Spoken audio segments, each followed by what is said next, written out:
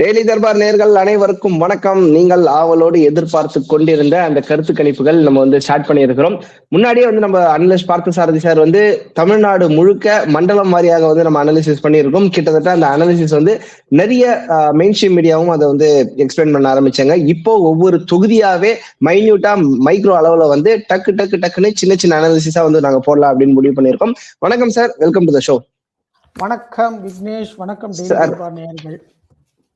முதல்ல மங்களகரமா ஆரம்பிக்கலாம் அப்படின்னு இருக்கிறோம். ஏன்னா நம்ம கேண்டிடேட் சிஎம் கேண்டிடேட் சொல்லும் போதே ஃபர்ஸ்ட் அவரோட தொகுதியில இருந்து ஆரம்பிச்சாரு. பெரம்பூர் விஜய் அப்படின்ட்டு அவரோட ஸ்டைல்லயே சொல்ல ஆரம்பிச்சாரு. So yes, C Joseph Vijay அவர் பெரம்பூர்ல நிக்கிறதா அவருடைய முதல் தொகுதியாக சாய்ஸா சொல்லியிருக்காரு. திருச்சியை கூட ரெண்டாவது சொன்னாரு, பெரம்பூர் தான் அவருடைய முதல் சாய்ஸா இருக்கு. சோ நம்ம பெரம்பூர்ல இருந்தே பார்ப்போம் சார். விஜய் சென்னையில மிகப்பெரிய இம்பாக்ட் கிரியேட் பண்ணுவாரு அப்படின்றது நிறைய எல்லா இதுவும் சொன்னாங்க. நீங்களும் அது சொல்லியிருக்கிறீங்க. 10% அபோவ் வாங்குறதுக்கான வாய்ப்புகள் ஓவராலா இருந்தாலும் சென்னையில கிட்டத்தட்ட 30% வரைக்கும் போறதுக்கு வாய்ப்பு இருக்கு அப்படின்றீங்க. சோ இங்க பெரம்பூர்ல விஜய் ஜெயிக்கிறதுக்கான வாய்ப்பு இருக்கா? பெரம்பூர்ல விஜய் ஜெயிக்கிறதுக்கு நிறைய வாய்ப்புகள் இருக்கு.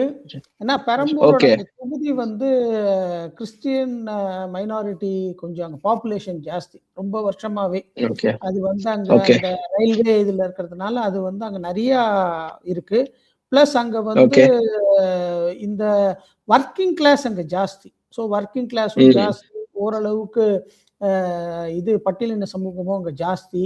வர்க்கிங் கிளாஸ் ஜாஸ்தினா அது பாமகக்கு தானே சார், பாட்டாளி மக்களுக்கான ஒரு கட்சி அங்கதானே? இல்ல அப்படின்னு பார்க்க முடியாது. ஏன்னா இப்ப விஜய்க்கு சென்னையை பொறுத்த வரைக்கும் மக்கள் ஒரு மாற்றத்துக்கான சாய்ஸ் அப்படிங்கும்போது நீங்க பொதுப்பா எல்லா பிரஸ் இதுலயும் பாத்தீங்கன்னா எல்லா ஃபீட்பேக்கும் பாத்தீங்கன்னா பல கருத்து கணிப்புகள்ல சென்னையை பொறுத்த வரைக்கும் விஜய்க்கு நல்ல ஒரு ட்ராக்ஷன் இருக்கு.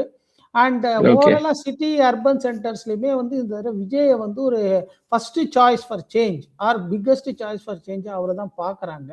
ஸோ இந்த நம்ம சொல்லுவோம் இல்லையா, ஒரு 20% வாக்காளர்கள் தேர்தலுக்கு ஒரு தேர்தலுக்கு மாத்தி மாத்தி அதுல இந்த தடவை விஜய் தான் கொஞ்சம் டாப். அப்படியே 20% அந்த பக்கமே போவாங்கன்னு எதிர்பார்க்கறீங்க?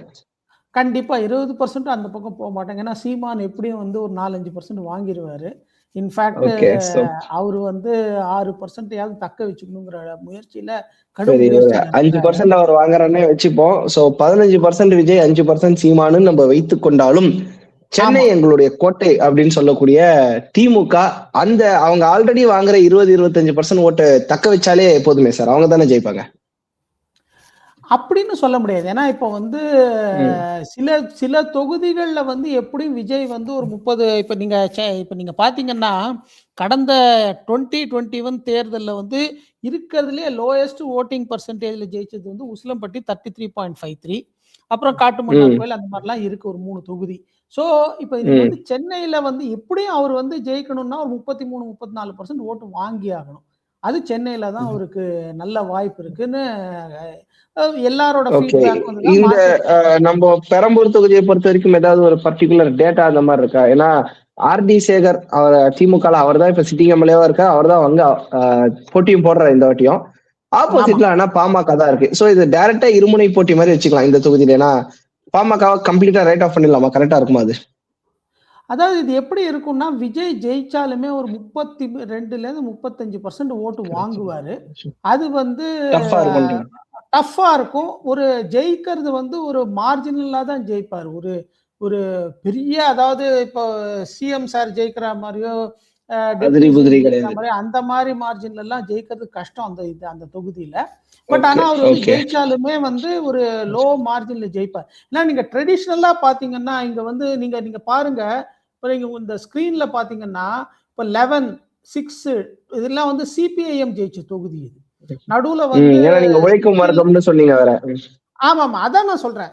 சிபிஐஎம் ஜெயிச்ச தொகுதி, அப்புறம் ஏடிஎம்கே, அப்புறம் டிஎம்கே. சோ இதுல டிஎம்கே கூட அந்த ஒரே ஒரு டைம் மட்டும் தான், அந்த 2011ல 16லயோ வெற்றிவேல் ஜெயிச்சிருப்பாரு. வெற்றிவேல் ஜெயிச்சிருக்காரு. அப்புறம் நீங்க பாத்தீங்கன்னா இங்க இப்ப இதுல இன்னொரு இது நம்ம ஒரு டேட்டா பார்க்கணும்னா, பெரம்பூர்ல இப்போ நீங்க இங்க எடுத்தீங்கன்னா பெரம்பூர் தொகுதியிலே பாத்தீங்கன்னா இப்ப 1977ல டிஎம்கே இந்த மாதிரி மாறி தான் வருது. அங்க ஓகேங்களா? இந்த தொகுதியோட குணாதிசயமே அதுதான். சோ அப்படிங்கும்போது நாங்க பெரம்பூர்ல வந்து அவருக்கு ஒரு நல்ல வாய்ப்பு இருக்கு. குறிப்பா வந்து கிறிஸ்டியன் சமூகத்தினர் நிறைய இருக்கிறதுனால ஒரு கணிசமான வாக்கு அங்க இருக்கு. அதனால வந்து ஓகே. சோ இந்த பிஎம்கே வந்து நம்ம சைட் லைன் பண்ணிட்டு இட்ஸ் டிஎம்கே அண்ட் டிவிகே அந்த மாதிரி வச்சுலாமா? இந்த தடவை டிஎம்கே வர்சஸ் டிவிகே தான் அங்க. பெரம்பூரை பொறுத்த வரைக்கும் அண்ட் பெரம்பூர்ல நம்ம ரைட் ஆஃப் பண்றது வந்து ஒரு சின்ன வித்தியாசத்துல விஜய் ஜெயிக்கிறதுக்கான வாய்ப்பு இருக்குன்றீங்க. விஜய் ஜெயிக்கிறதுக்கான வாய்ப்பு இருக்கு. Yes, thank you sir, thank you sir. நேயர்களே, எஸ், நம்மளுடைய முதல் தொகுதியான பெரம்பூர்ல இருந்து நம்ம ஆரம்பிச்சிருக்கோம். விஜய் அவர்கள் முதல்வராக வருவாரா அப்படின்றதுக்கு நிச்சயமாக இல்லை அப்படின்ற பதில் நம்ம ஆல்ரெடி நம்ம கருத்து கணிப்புல சொல்லியிருந்தாலும், முதல்வர் வேட்பாளராக களமிறங்கக்கூடிய விஜய் ஒரு தொகுதியில் பெரம்பூரில் ஜெயிப்பதற்கு வாய்ப்பு இருக்கு அப்படின்ட்டு வந்து நம்ம பார்த்த சார்ஜி சார் சொல்லியிருக்காரு. அதுவும் அதிரி புதிரி வெற்றி எல்லாம் கிடையாது, ஒரு ஸ்லைட்டான மார்ஜினில் ஜெயிக்கலாம். ஒருவேளை தேர்தலுக்கு நெருங்க மீண்டும் ஆர் டி சேகர் அவர்களுடைய திமுகவுடைய கோட்டை அப்படின்ற பட்சத்தில் திமுக மீண்டும் வரதுக்கான வாய்ப்பு இருக்கு அப்படின்றத நம்ம பார்க்கிறோம். இங்கே கூட்டணி கட்சி பாமகக்கு ஒதுக்கப்பட்டதால இது டைரக்டா இருமுனையா போட்டியாக இருக்கிறது. ஒன்று டிவிகே, இன்னொன்று டிஎம்கே. விஜய் சொல்ற மாதிரி இங்க 2 முனை போட்டியாக தான் இருக்கிறது. பார்ப்போம் தேர்தல் முடிவுகள் எப்படி வருகிறது என்று. இன்னொரு தொகுதியான திருச்சி கிழக்கு, அதில் விஜய் ஜெயிக்க வாய்ப்பு இருக்கா இல்லையா அப்படின்றத அடுத்த ஒரு வீடியோக்களில் பார்ப்போம். மிக நன்றி சார். இன்னொரு வீடியோல சந்திப்போம்.